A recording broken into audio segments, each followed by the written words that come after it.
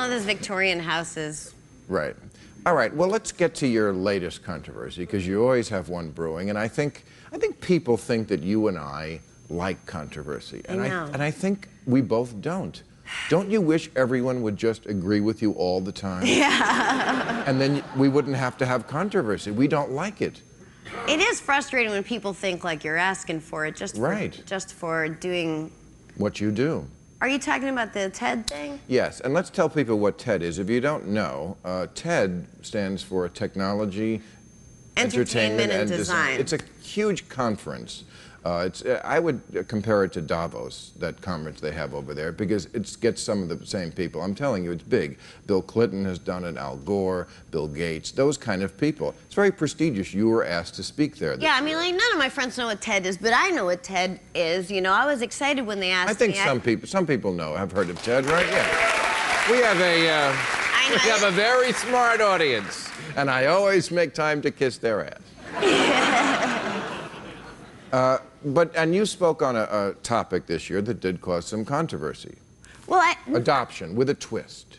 Well, sure, yeah. I mean, trust me that when they asked me to do TED, I was so excited, and I had my manager double check that they knew who I was, and this wasn't a mistake or anything. No, this is about the exchange of ideas, whatever. Right. So I'm excited because I love TED. I watch the TED Talks online because they post them online, though they didn't post mine.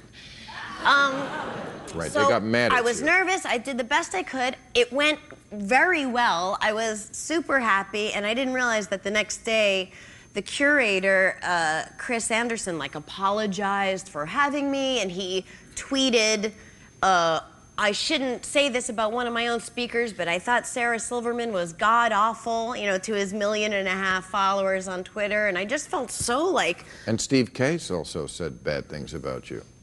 Okay, Bill. Yeah, I mean, I wasn't going to say anything back, but I felt like these two grown-ups attacking me, and I know I'm a grown-up too, but you know that feeling, I guess when you're a comic, it just feels that way, and so I tweeted, kudos to Chris Anderson for making TED an unsafe haven for all. You are a barnacle of mediocrity on Bill Gates' asshole. I wasn't trying to... Reasonable.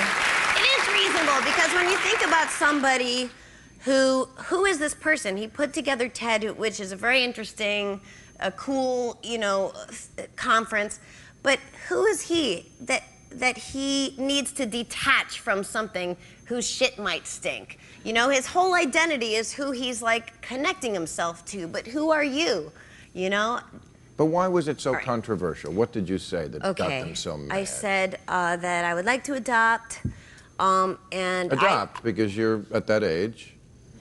What? All right, let's just say it.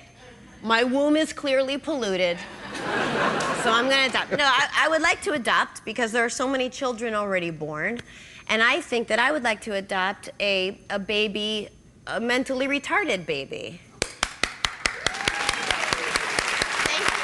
I mean, you have to be, when you do something like that, you don't just do something like that. You have to be very honest with yourself and even accept the ugliest thoughts. Which, for instance, one caveat of adopting a mentally challenged baby might be, best case scenario, you die at 100 of old age, you're worried about who's going to take care of your elderly, mentally handicapped child. So I found a solution for me that works for me. I am going to adopt a mentally retarded baby with a terminal illness.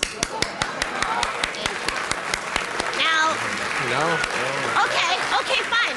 Some of you maybe are asking what kind of person looks to adopt a mentally handicapped baby with a terminal illness.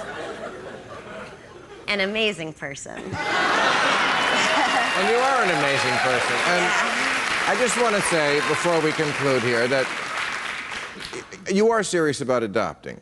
I mean, that is something that's in your mind right now. Yeah, we have adoption in my family. Two of my nephews are adopted, and that's definitely what I would do. And by the way, to be offended by that bothers me, because this is something a bit that came from something that was very real for me, you know? And when you make it into comedy, you let the ugly things come out. And I'll tell you something else. We're not trying to hurt retarded people. No, and I think as comedians, we first of all, we get our backs up when anyone tells us we can't make a joke about anything.